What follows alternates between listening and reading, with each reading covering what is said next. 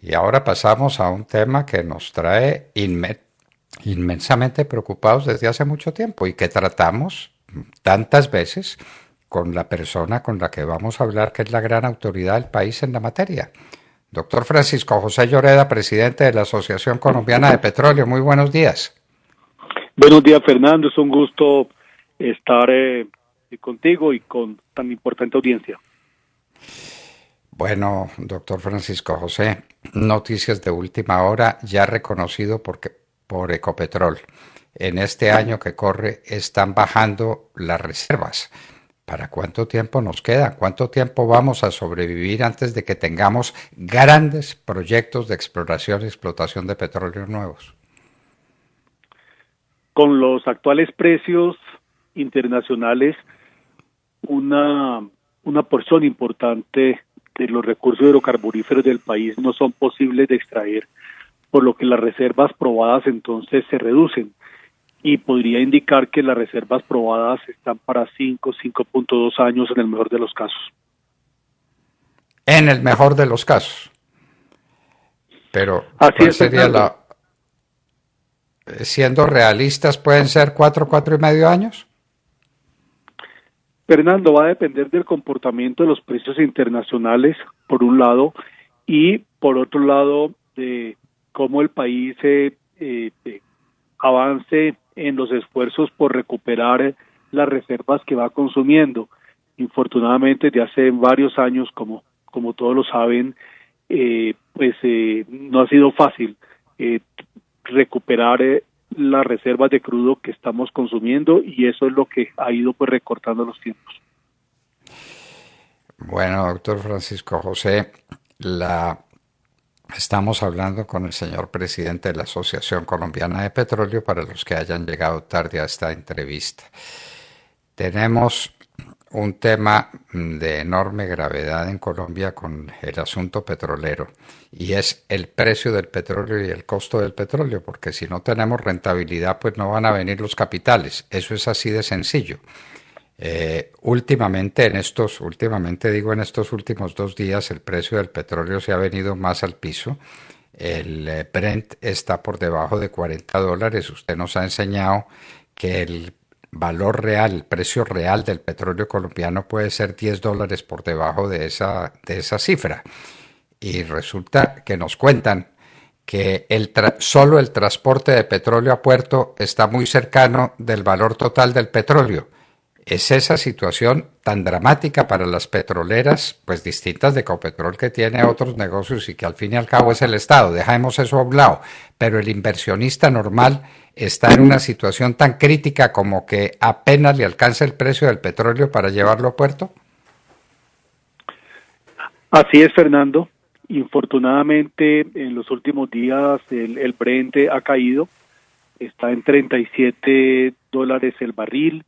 Esto, por supuesto, sí, descontamos lo que se llama el castigo por calidad, que son alrededor de $10, estaríamos hablando de $27. Y sí, llevar el petróleo a puerto en Colombia cuesta entre 8 y $10 el barril. Por eso es que con estos precios, pues, por lo menos en el caso de las empresas privadas, ningún barril es rentable. El caso de Ecopetrol es un poco diferente, porque siendo además una empresa estatal, pues se recibe ingresos por la unidad de transporte que le ayudan a compensar cuando los ingresos de la exploración y de la producción petrolera no le dan. Eh, Usted lo estaba señalando, llevamos ya varios días con unos precios a la baja. Esto pues debido a la incertidumbre que hay a nivel internacional sobre la demanda de hidrocarburos por los rebrotes de COVID inicialmente en algunos países europeos. Eso es preocupante, claro, muy preocupante, porque durante los últimos meses, Fernando, estuvimos en un rango de 40, $45 máximo el Brent, que le permite a las empresas medianamente sacar la cabeza y respirar en medio del océano, pero la expectativa de terminar el año con un Brent de $50, pues se aleja. Parece que se aleja cada vez más. La situación es supremamente delicada. Entonces, ¿qué expectativa tenemos? Pues o producimos más petróleo o no vamos a ser viables desde el punto de vista fiscal y desde el punto de vista de la balanza comercial y del déficit en cuenta corriente. Estamos prendidos del fracking. Las últimas noticias sobre el fracking en Colombia parecen ser más halagadoras, pero viene el fantasma de Escazú y entonces uno dice, finalmente, ¿en qué quedamos? ¿Recuerda usted aquel famoso verso de Porfirio Barba Jacob, poeta, ¿en qué quedamos? Sí. Fernando, tres cosas. La primera, es cierto que el gobierno ha hecho esfuerzos importantes para tener la totalidad de la regulación que requieren los proyectos piloto de investigación y al mismo tiempo pues ha buscado iniciar el proceso de asignación de las áreas con invitaciones abiertas para quienes estén interesados en realizar los pilotos, pero debo ser franco al respecto y es que en este momento pues no hay claridad de cuáles sean las empresas que finalmente estén dispuestas a aceptar estas reglas del juego y avanzar con los pilotos.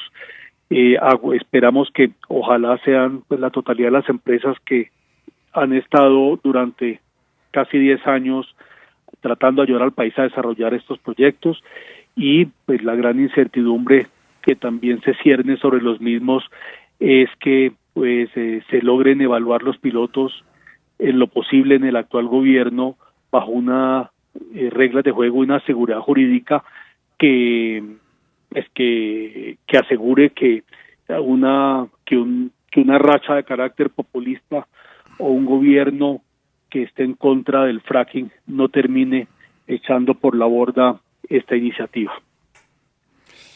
Bueno, doctor Francisco José Lloreda, una situación nada halagadora en el porvenir, unas reservas que se caen, un precio que no es rentable y unas condiciones jurídicas que son francamente desalentadoras.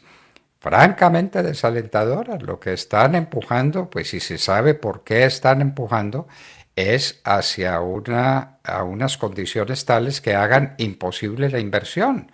La inversión se hace detrás de una rentabilidad y la condición de la rentabilidad es mucho de suerte, que hay en el campo, en el mundo del petróleo, pero además mucho de seguridad jurídica y de tranquilidad. Pero pues Escazú no va a ser esa garantía.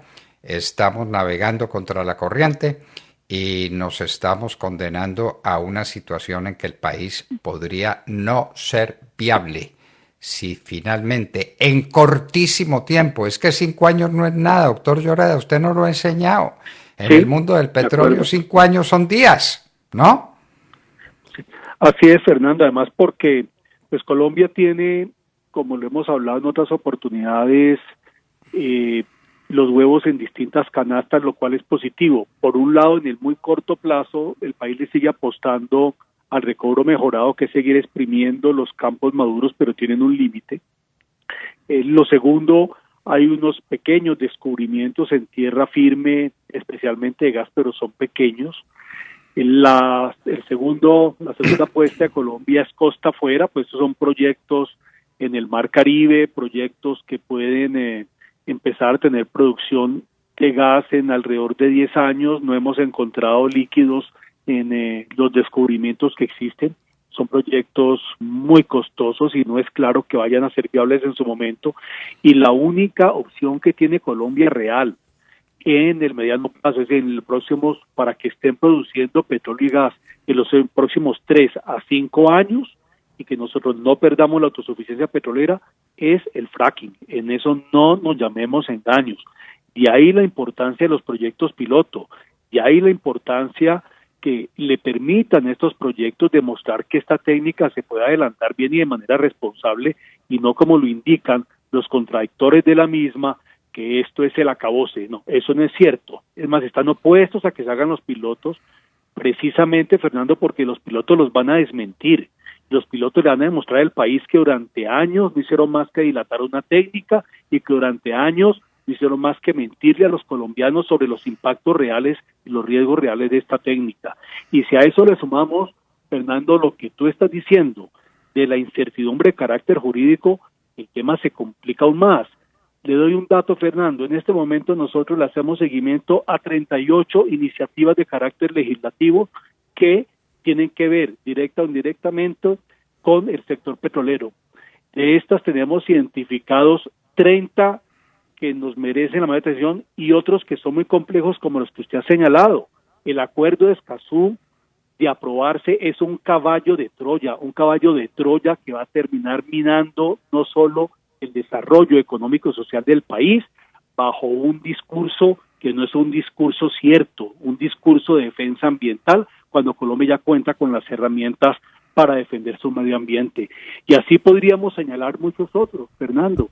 Entonces, con ese nivel de incertidumbre jurídica, como usted lo dice, a lo que estamos es ante una industria que hace todo lo posible para que no la sigan lastimando, para que no la acaben.